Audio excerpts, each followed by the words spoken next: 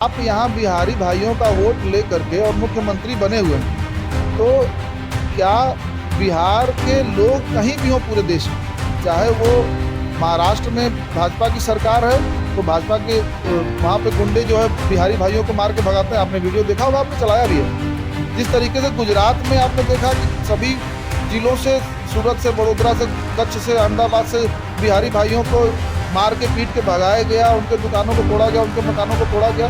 तो वो भाजपा के गुंडों ने वहाँ किया। दूसरी तरफ से दिल्ली में वही काम हो रहा है। दिल्ली में भी भाजपा के लोग मिल करके भाजपा की सरकार के साथ वहाँ बिहारियों का दुकान मकान तोड़ रहे हैं, बेघर कर रहे हैं। नमस्कार, मैं मनीष और आप देख रहे हैं बिहार न्यूज लाइव। बिहार विधानसभा चुनाव के अब कुछ ही महीने रह गए।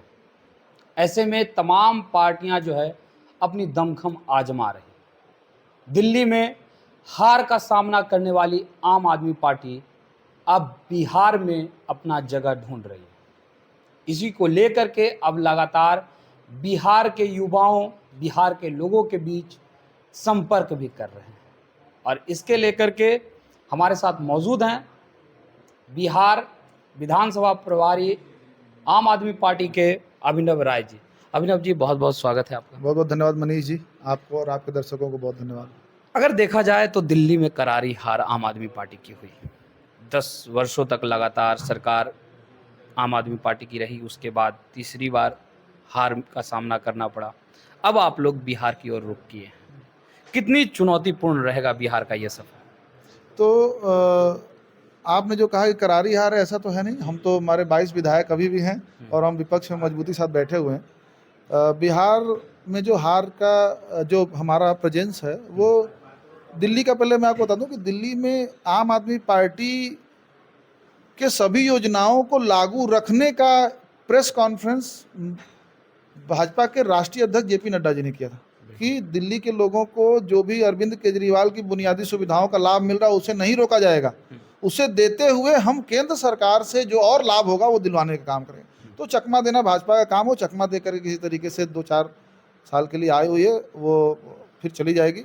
बिहार में हम लोग इसलिए आ रहे हैं क्योंकि बिहार में हम लोग लगातार देख पा रहे हैं कि बहुत लंबे समय से राजद और जदयू और भाजपा मिल करके जिस तरीके से यहाँ पे प्रदेश के लोगों को ठग रही है।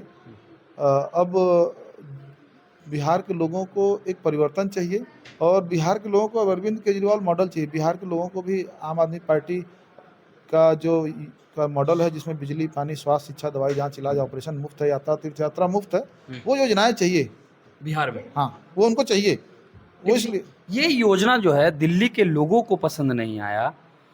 क्या लगता है कि बिहार के लोगों को ये योजना पसंद आएगा, मुफ्त वाला? देखिए, दिल्ली के लोगों को योजना पसंद है, ये बात भाजपा को पता है। दिल्ली के लोगों को तो राष्ट्रीय अध्यक्ष जेपी नड्डा जी ने कहा कि जो आपकी योजनाएं आपको मिल रही हैं वो मिलती रहेंगी। ऐसा उन्होंने भी नहीं कहा कि आपको पसंद नहीं है। हाँ। क्यों? क्योंकि वो कहते तो उनको फिर वही प्रचंड हाथ 2-4-5 सीटें से हर बार आती है, वैसी आती। उन्होंने कहा कि हम जो अरविंद केजरीवाल जी द्वारा दिया जा रहा योजना है वो सारी योजनाओं को लागू रखेंगे और साथ में केंद्र सरकार के और लाभ दिलाएंगे। तो वो भी मानते हैं कि नहीं, केजरीवाल का जो योजना है उसको लागू रखना ही पड़ेगा। लेकिन अगर बात, ये केजरीवाल मॉडल की जीत है। जमीन पर अगर बात की जाए तो आम आदमी पार्टी अभी उतनी मजबूत नहीं है। सिंगल आप लोग अकेले 243 विधानसभा चुनाव लड़ने की सीटों पर लड़ने की बात आप लोग कर रहे हैं। क्या लग रहा है, किसी और दल अगर आप लोग को ऑफर दे तो क्या किसी और दल के साथ आप लोग गठबंधन कर सकते हैं? और वो दल सबसे बेहतर विकल्प कौन सा हो सकता है? देखिए, पहले तो हम आम आदमी पार्टी के लोग ना बहुत साइलेंट रहने वाले लोग हैं। हम हल्ला हंगामा 3-5 झूठ साच नहीं बोलते हैं मंच पे आकर के। हमारा जो संगठन का है, हमारी प्रदेश समिति, सभी प्रदेश के प्रकोष्ठ, सभी जिला की समितियां, सभी विधानसभा की समितियां, सभी ब्लॉक की समितियां, सभी पंचायत की समितियां का निर्माण हो चुका है। सब कार्यरत हैं। ऐसा नहीं कि हम संगठनात्मक रूप से किसी भी तरह से और किसी भी पार्टी से कमजोर हैं। आप हमें अगर अभी बताएंगे कि किसी मधेपुरा के किसी एक ब्लॉक के किसी पंचायत में कौन आपका नेता है तो हम बताएंगे उसको, हमारे पास वो नेता है हमारा। तो ऐसा नहीं कि हम संगठनात्मक रूप से कमजोर हैं, हम पूरी तरह से मजबूत हैं और लड़ने में सक्षम हैं।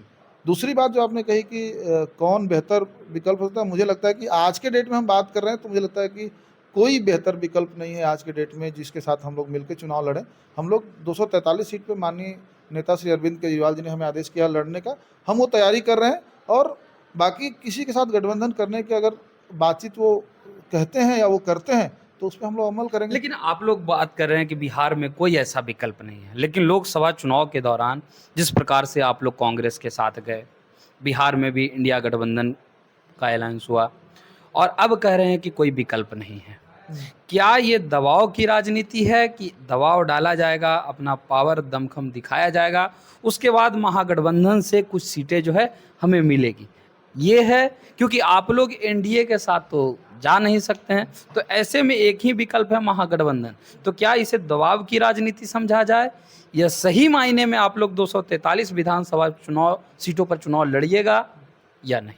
देखिए, पहले तो ये आप खुद ही आप बोल रहे हैं कि हम लोग सेंटर में गठबंधन किए लोकसभा चुनाव में।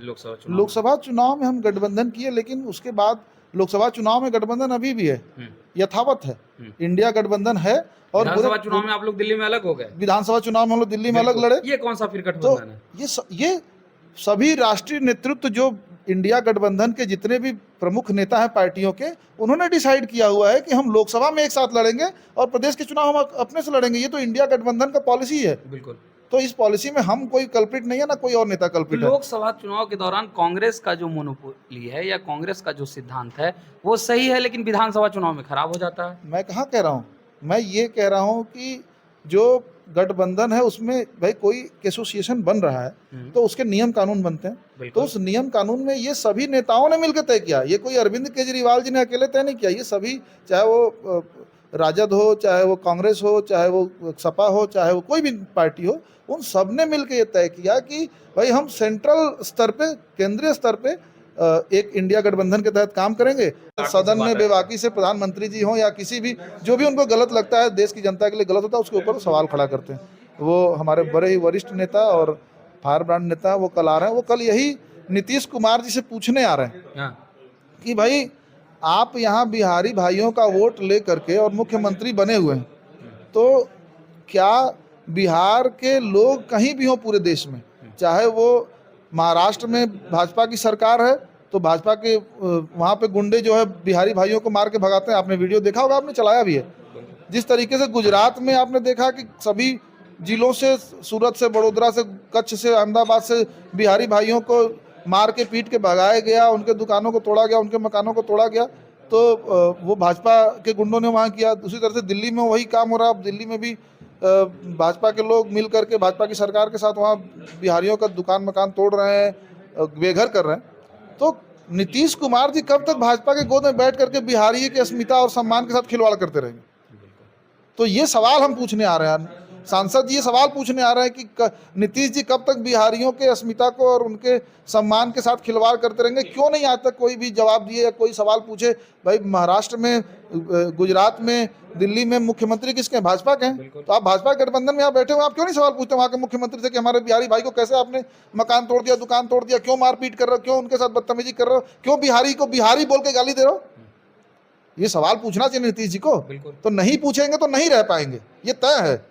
उनको या तो भाजपा के साथ गठबंधन या तोड़ करके बिहारियों के साथ खड़ा होना पड़ेगा, या फिर भाजपा के साथ अगर है तो भाजपाइयों से सवाल पूछना पड़ेगा। वो बिहार की जनता है, ये ऐसे नहीं छोड़ेगी। एक सवाल मेरा रहेगा, आप कह रहे हैं कि नीतीश कुमार से सवाल किया जाएगा। आरोप विपक्ष के लोग लगाते हैं कि नीतीश कुमार का तो पदाधिकारी नहीं सुन रहे हैं। क्या लग रहा है कि संजय सिंह का बात जो है नीतीश कुमार सुन पाएंगे?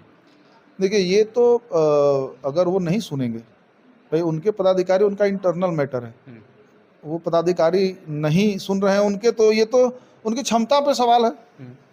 भाई उनकी पार्टी टूट रही है, कोई नेता वहाँ भाग रहा है, कोई वहाँ भाग रहा है, कोई किसी के साथ भाग रहा है, तो वो तो खैर अभी खात्मे के दौर में चल रहे हैं, धीरे धीरे अपने से ही समाप्त हो जाएंगे।